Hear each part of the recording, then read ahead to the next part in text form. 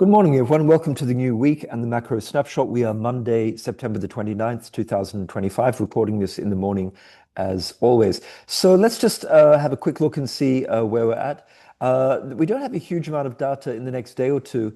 And in theory, we have quite a lot of data coming up at the end of the week. Very important sort of employment data this week. We have the JOLTS, job openings, labor turnover.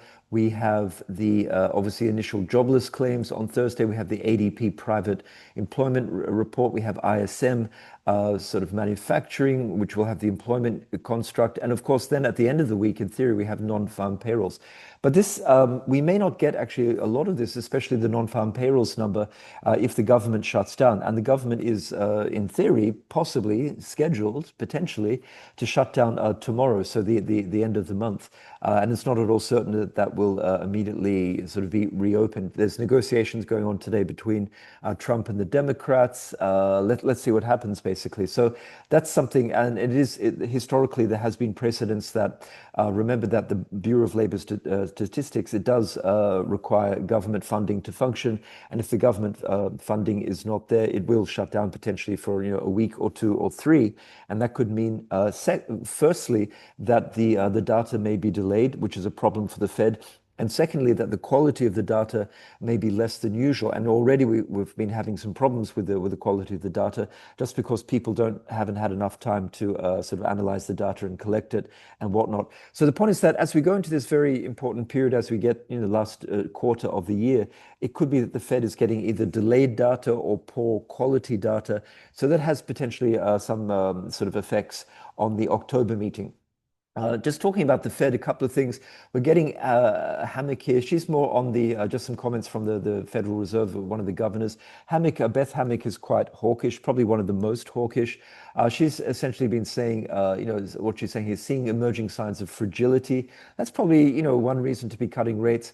But on the other hand, she says that inflation is too high and trend is in the wrong direction. So she is more on the side of the Fed members saying that inflation really still remains a key problem, and that, rates are mildly restrictive, but that's appropriate as long as the labor market doesn't crack too much. We have quite a few Fed speakers this week, not only Fed speakers, but also ECB members. We have Elaine speaking, the chief economist of the ECB. We also have Schnabel, very important member of the governing council. So quite a lot of sort of global central bank speak as well. Let's see what they have to say. Just while we're on the Fed, let's just refresh our memories. If you remember, we had the strong GDP revisions, the third reading, which was actually pretty strong last Thursday. And that gave risk assets a bit of a boost, because almost like a Goldilocks situation, that inflation, at least for the core PCE, seemed to be, I mean, it depends. Is the cup half full or half empty? If you're sort of on the dovish side, you say, well, it's not too bad. It's in the mid to late twos. We can deal with that and live with that. And the economy is strong, and we don't want to upset the labor market. On the other hand, if you're more like a sort of a Beth Hammack from the FOMC, you say that it's actually getting up towards the 3%, and that's a little bit too much. So we had strong data last week. It was good for the US dollar in the short term, good for equities, not so great for bonds. But I think things are going to stabilize a little bit. And if we just look at the latest situation here, you see for the October meeting, the market's still pricing in a 90% chance of a cut, so 22.7 basis points. If we go out to December, we're looking, and this is interesting, it's only 1.65 to be precise. So we'll certainly come down quite a long way from the two cuts. We're only pricing in 41 basis points. And if you actually look at sort of the terminal rate going all the way out to 2027, we get to a low of just under, let's call it 2.75. So that we're now at about 409. So what's that, 132, it does the maths for us. So it's 132 cuts. So just over 5 cuts here. And I have to say, my personal view is that this assumes that the economy will remain, relatively robust. And also that the new Fed chair, who's probably going to be nominated or named in the next 2, 3, 4 months or so, taking over from Powell in May, will not cut dramatically. I personally still think that number could be more like maybe 6 or something like that. And we just see how much it has repriced. What I've got here is the current pricing for the SOFR curve. This is implied yields here on the right-hand side. You can see that. So if you look at the implied yields on the right-hand side, you can see the live data as we speak here in the morning is in the white line. And you can see here, this is compared to the blue line, which is the Tuesday just before the last Fed meeting. So you can just see how much that the curve has repriced over the next sort of, let's say, 12 months or so. This is all, remember that each dot represents one SOFR contract, short-term contract, which is a 3-month.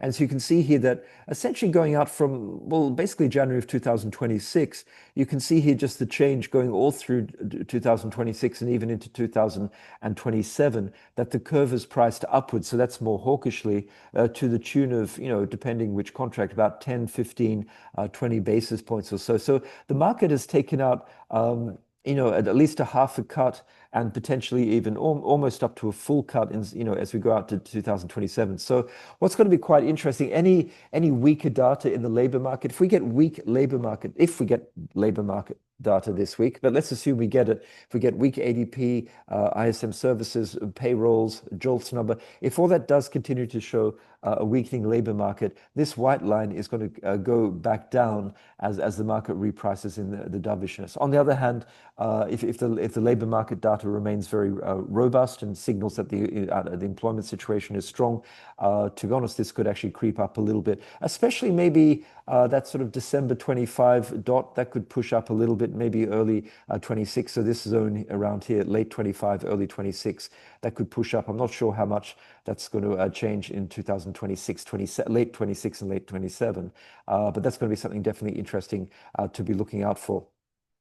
Apart from that, what we do have, let's just have a look. We do, so as I say, apart from the employment data, not a huge amount. What we do have, which is kind of interesting, is just in terms of the UK, and I just want to focus here on the UK yields here. So this is the UK, the 10-year bond, which is not actually the yield, it's actually the pricing. You can see it's trading a little bit on the heavy side. And if we actually go back in time a little bit here, you see a budget speech. Well, that's a long time ago. But you see here that the moving averages, everything pushing down, just trading on the heavy side here. And the reason I'm mentioning this is because we had the Labour Party, which is obviously the ruling party in the United Kingdom. They have their conference starting today for the next 2 or 3 days. So, a lot of political stuff, a lot of speeches. But what is interesting in terms of the bond market is two things. We got the Prime Minister of the UK, Keith Starmer, his chief rival, so his most important kind of intra-party rival, a gentleman called Andy Burnham. He came out, he's a bit more on the left wing of the party. He came out last week and said that the government should, quote, ignore the bond market. And the bond market does not like to be ignored, especially if there's a sense that there's a lack of fiscal discipline in a country, which seems to be the case in the UK. And so the bond market not at all enjoying the fact that one of the members of the government is saying to ignore the bond market and spend what you need and don't worry about issuance. That's not going to end well for the UK bond market, which is going to be a negative for the British pound as well. So in that context, we also have at this Labour Party conference a speech by the Chancellor of the Exchequer, Reeves. She's going to be speaking, I think, today or possibly tomorrow. But that's going to be important that she reassures the bond market and the financial markets in general that there is fiscal prudence, there is fiscal discipline in Britain, and that there's not going to be unfettered, unbridled kind of spending. If she doesn't give that message clearly, I think we could see a further sell-off in the bonds, and that even though the yields are going up, that wouldn't be considered a positive. And I think we could see the UK pound. We could see the British pound come under a bit of pressure. You see already the pound starting to trade a little on the heavy side as well, negatively correlated with the yields, which is a sign of the market saying that they don't really trust them. So that's an interesting one to keep an eye out for. I'll just grab a little bit of tea here. Sorry about that. Okay, just other things going on in the relative future. We do have the RBA. If we just look here at the chart, the RBA has been getting sort of relatively strong economic data recently, and inflation still remains a little bit sticky here. You see the Aussie dollar coming down a little bit, just back into this sort of trade range here. There's a big downward trend here, so this could just be a bit of a fake out. Let's have a look. The RBA, it's not expected to cut anymore. If we just go and have a look on the what's being priced in here. Sorry guys, so let me open it up for Australia, WIRP, Australia, there we go. So as you can see, the meeting which is happening tomorrow, the 30th here, you can see that only well, 2% chance of a cut. So basically zero. If you look at the implied rate here, absolutely zero. So, no one's really expecting the Aussies to do anything. The overnight rate is still relatively high, 3.6. Consider in Europe, it's about 2. The US is 4.09. So the Australian effective rate here, 3.6, still relatively high.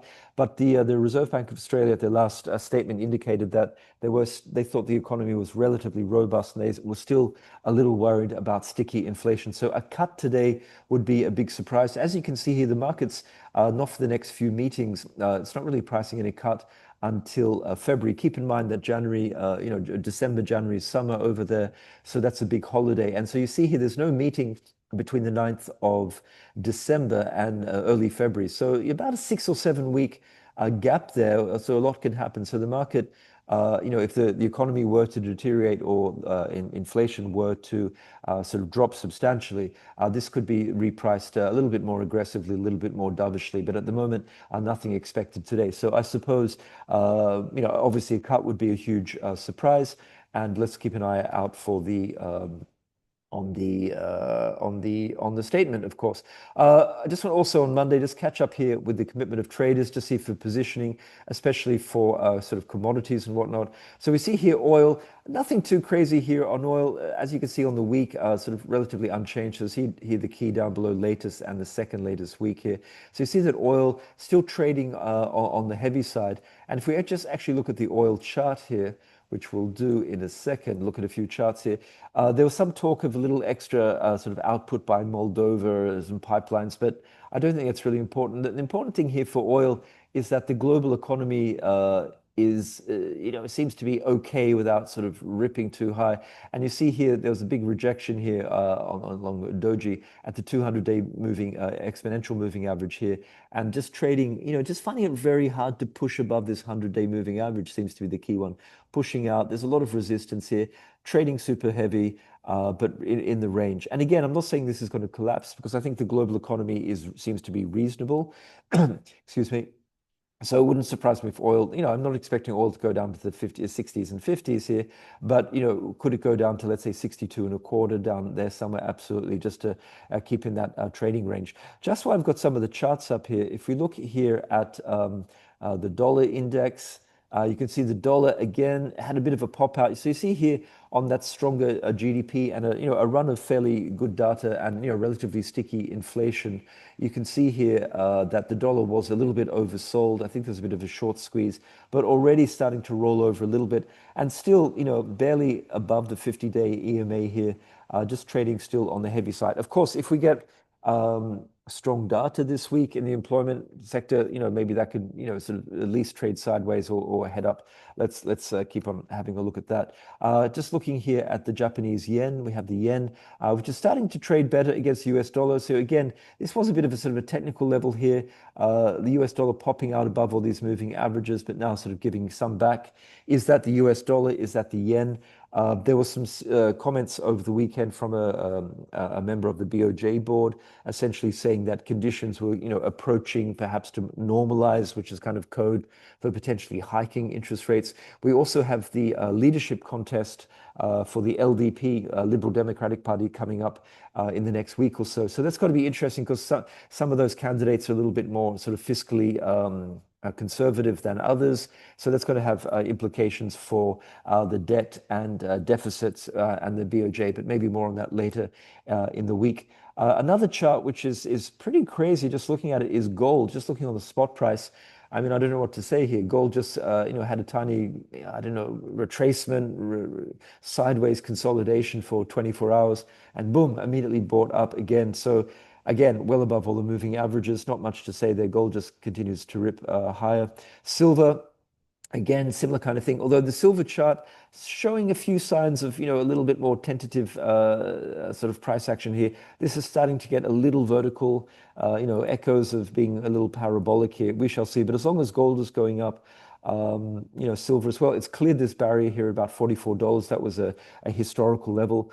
Moving averages all pointing up. Very dangerous to short this. I mean, is it possible to have a short-term reversal? Absolutely. But at this point, this is a very powerful chart. What's interesting, if we just look at in the metals in copper, let's look at the high grade. You see here, pushing out. So, starting to push high. There's a cluster of moving averages. This obviously was that horrendous daily action on the Trump reversal on the tariffs. But copper's starting to push a little bit higher here. This was looking a bit like a bear flag, but it seems to have pushed strongly out of that, and it's starting to push above all these moving averages, which are turning up. So that's showing some positive price action at this point. Although keep in mind, if we just look at, let's say, even a basic Fibonacci or something like that, we can still see that at least for the American high grade, it was rejected at the 38% fib here. So the bulls, that was nice, but still they have to push into this Fibonacci zone and probably push, up to the 50-day and even up here before we can really say that there's a lot of technical damage which was done by by that Trump reversal. So still having to deal with that. Finally, guys, just going to look at some of the other commitment of traders. Equity is still doing quite well. Goldilocks situation. The equity market still seems to be saying, hey, we're getting our rate cuts in some shape or form. Employment is okay. Inflation is a little sticky, but it's not crazy. So the equity market is happy. Let's see how that continues. Just in terms of the positioning, wanted to get back to that. You see gold here is, it didn't really get sort of longer or shorter. It's still stretched pretty long. Now, momentum can continue to go. That's one thing which history tells us, that momentum can keep on going up, or can keep on going down. But gold is stretched long, and at some point we'll see where the conditions are in place for that. There could be a bit of a shakeout, but at the moment, gold very, very stretched long. Copper is not too bad, fairly neutral there, so no problems there with copper. What I will look at as well, just in the futures, is also the currencies. You can see here, Europe, no problem there in the neutral zone, same as the British pound. So any problems today at the Labour conference and with Reeves' speech, that could go either way. What is stretched long here is JPY, which is unusual against it, but that's a function of the US dollar strength. So, that's starting to get a little bit stretched. So can it go more? For sure, as we saw with gold, can definitely go up a little bit more. Just what is interesting, if you look at some of the so-called commodity currencies, you can see something like the Canadian dollar being absolutely hammered here. So this is the weekly move. So this is last week here, and the thicker line is the most recent data, which was released on Friday afternoon.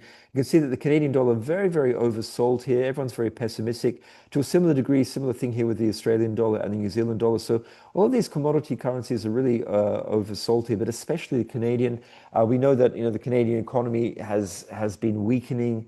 There's a lot of problems with the Americans in terms of tariffs and trade uncertainty. So just interesting. Any good news there or any kind of resolution of the tariff or trade issues, we could get a little bit of a bounce in the Canadian dollars, because definitely there's a lot of people who are very, very short the market, and that could promote a sort of a short squeeze, pretty vicious short squeeze. Just keep an eye on that. Okay, guys, I'll leave it there. Let's keep an eye on all the Fed speakers and also what's happening in Washington in terms of the government shutdown. Have a great day, and we'll keep this going. Thank you.